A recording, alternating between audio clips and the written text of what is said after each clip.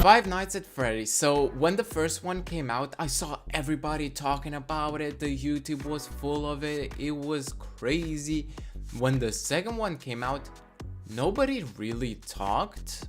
Like, the box office was pretty fine for this film, and the ratings are basically the same. When I first saw it, I kind of disagree with it. Like, I think it had so much passion and potential and fun. And how did you expect to have a brilliant movie when it's based from this game? What do I do? Oh, I'm so boned! Where all the lore is crazy convoluted and most of the lore just comes from like game theories. And I think they did as best as they could. And the movie starts from just casual kid bullying. I love 1982. She is sitting and just waiting for this marionette to come out. And later when she's sitting, she notices like literally the textbook definition of a kidnapping. Like, could you be more discreet? And it's great when 3 minutes into the film, it already pissed me off, because then when she sees that, she does the smart thing of telling the adults that something is happening, and all the adults are just unbelievably fucking annoying. There's a little boy who needs help. Please help me. Sorry, adults are talking. Run along. In what reality would you say that to an extremely panicky kid? And she is stopped by Vanessa, who's like the main girl of both of the films. At this point, I think she knows, like, because her dad is killing the kids. So I think she knows what is going to happen behind the doors. So she could have tried to protect her friend better, but sure. She takes the kid and oh no, the killer is behind her and he's walking so slowly. The hallway is extremely long for some reason, and instead of the killer just grabbing her, you know, out of the sight, he just stabs her.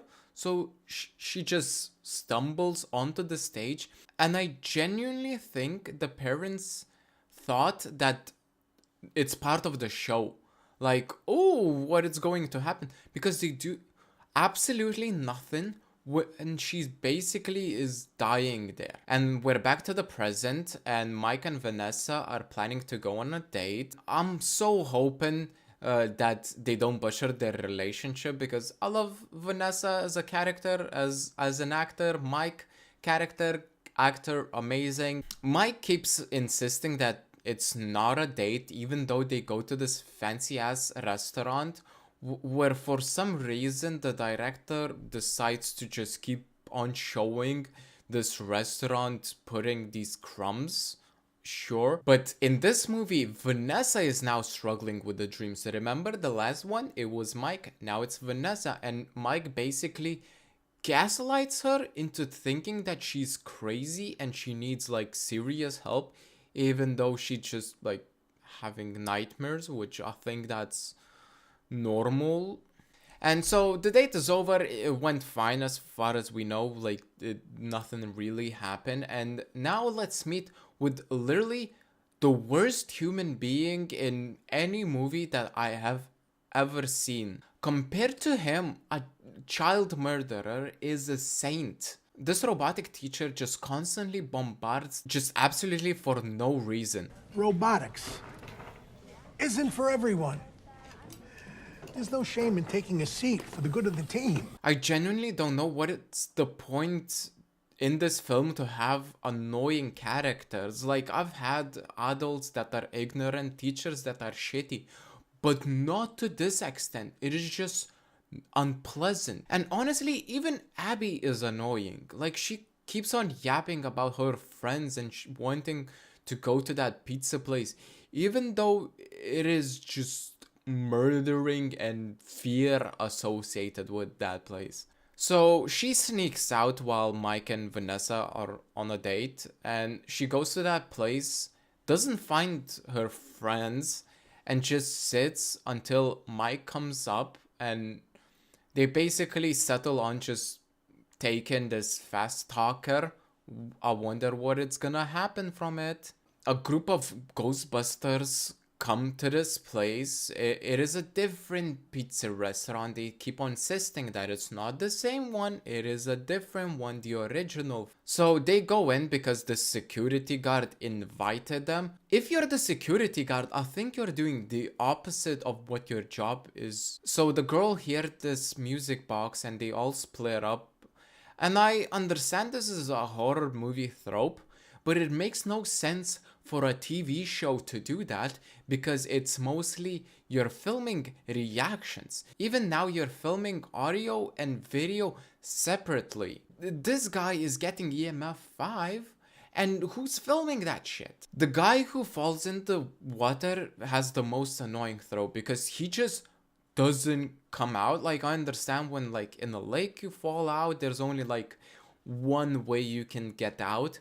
But here, it is just obvious move to just get out, but he just dies. And then the camera guy gets taken by Foxy. So the girl goes into the basement and turns off this music box that made the marionette sleep. So now she wakes up and basically kills her or possesses her. I don't really know. But in the movie's defense, I think they genuinely nailed the design of the marionette, especially when she's possessing someone. I think her makeup is insanely good and just her movement, this like uncanny feeling and the camera shake, I think it's perfect. So thumbs up to them.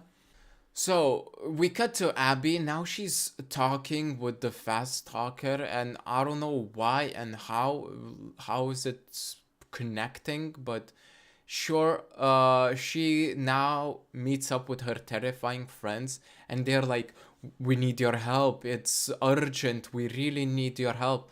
We cut to the next day where she again just talking with the fast talker and she casually mentions that to Vanessa, even though she has been told multiple times to not go there, to not really talk about it. And she just like sees no problem just mentioning that she has been meeting with these terrifying robots and building her science experiments. And then we get the worst goddamn dialogue of any movie I have ever seen. Vanessa, like, not surprisingly mentions, like, is concerned that Abby went to see the animatronics, and Mike, in his response, is like, impossible, there's nothing there. And basically is like, we want to move past that, why are you bringing it back? Even though it is very concerning that she sneaks up in the middle of the night and goes there, but he just doesn't believe her. And basically just, he keeps on yapping that like, don't bring the past, even though he's insulted that she didn't mention that like the kid in the beginning, Charlotte, died when like Vanessa was 8. For some reason that insults him that she didn't mention that. So it ends horribly. Mike just tells her that he wants to fix her, so it's just so horrible. Vanessa is fighting her own demons. She is having these dreams, and I genuinely believe this is a great shot. Like the framing and the atmosphere, the dark, looks so creepy, so nicely done, and then gets ruined by this shot. Get it? Like, why does he fall like that? Why does he land like that?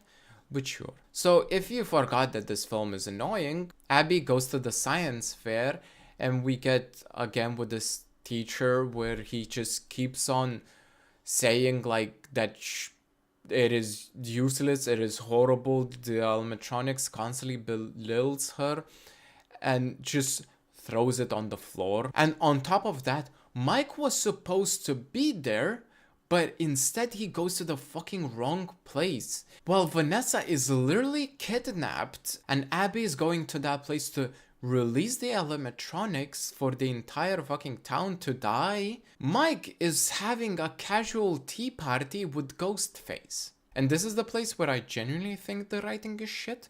Charlotte's dad, the girl that died in the beginning. He gives this music box because Mike mentions that he will go to that place. So the dad wants to be like, hey, can you place it for her? She likes music. But why would you give it? It's been like 20 years. So why didn't you just go to that place yourself? Then you don't really know like that she's alive. And second of all, she like died there.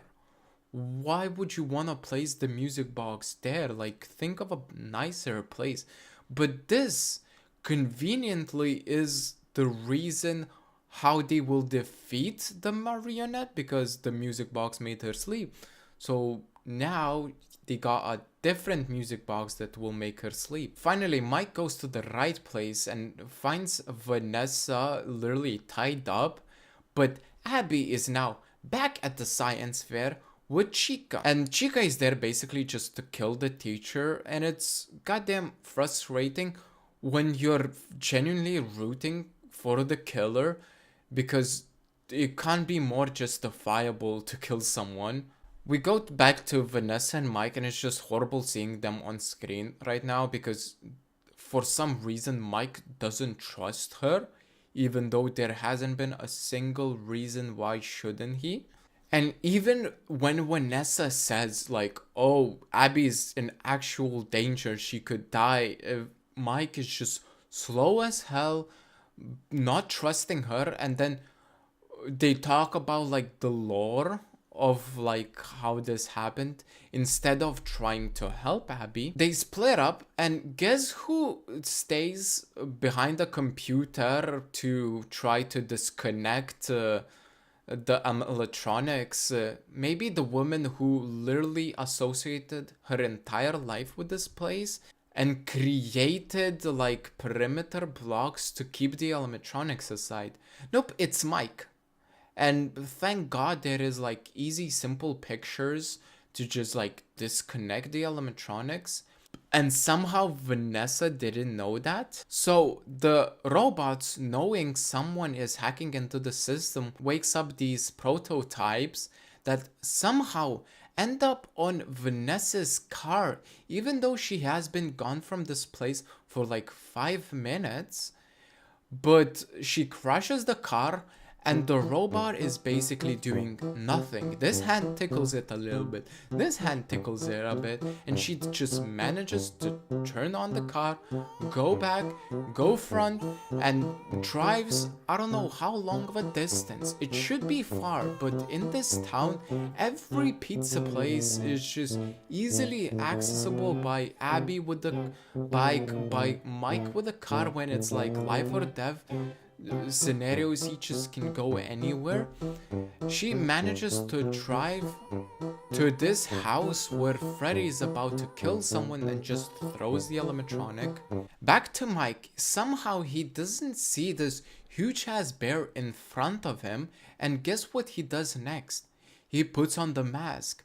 I know the film creators wanted a shock moment where it's like, it was like in the game, but it comes off as just stupid, goofy. Like, yes, we played the game, we know like how it plays. You don't need to show exactly what happens in the game. And they do it twice. And then Balloon Boy shows up, and I don't remember this happening in the game. And he gets like surrounded by everybody. It would be scary if only he could just run away, because these are just the slowest danger in existence. But in this universe, everybody that is about to die just cries and just sits and does nothing, even though they're slow as hell and they could just easily run off. But finally Mike decides to deactivate it, and the end is here, and thank God. Easy. Wait, what do you mean there's more? So Charlotte is controlling Chica, and it's been so goddamn long that Abby and Chica managed to win the competition, go back home, and just sleep. And the signal is now back on. It has been literally 2 minutes. So you mean all of those scenes just were for nothing because it gave nothing. And Mike, instead of going home, he goes to the last pizza place to just pray, while Vanessa is literally one-on-one fighting this ghost demon type shit. Mike somehow shows up even though he has been through so many different places, but he turns on the music box and Charlotte goes to sleep. And then he turns off the music box, which I believe should have woken up Charlotte like they did with the previous scenes, but that basically turns her off for the rest of the film. Everyone surrounds them, you know, like all the animatronics, and Michael shows up. Yes, this guy that has been in the movie for like 5 minutes, he's evil, and the main antagonist of this film, he is the brother of Vanessa. Wow, Mike gets offended that she didn't tell that, but his motive is just basically to kill half of the town. I don't know why Charlotte just doesn't kill him, but the old animatronics show up, save the day, kill everyone, and then this little kid ghost shows up and being like, I'm gone, but something evil is coming. I can't keep them, you know, for long. And then we finally get a good ending when they finally like get together, and wow, Mike is somehow offended and can't trust her, even though like he knows it's her brother, not her. Like she has been literally sacrificing her life for Abby while you were just going around having tea with people. And then this thing was happening in their home. And when Mike and Vanessa were arguing, Mike and Abby storm out of their house, leaving Vanessa in their house. I don't know where the logic is, but then Vanessa is just like crying at their house, and then Charlotte possesses her, and we'll see it in the next film. Now I understand the rating. I genuinely like, sometimes I am naive to films that I see that they had a lot of like potential and passion.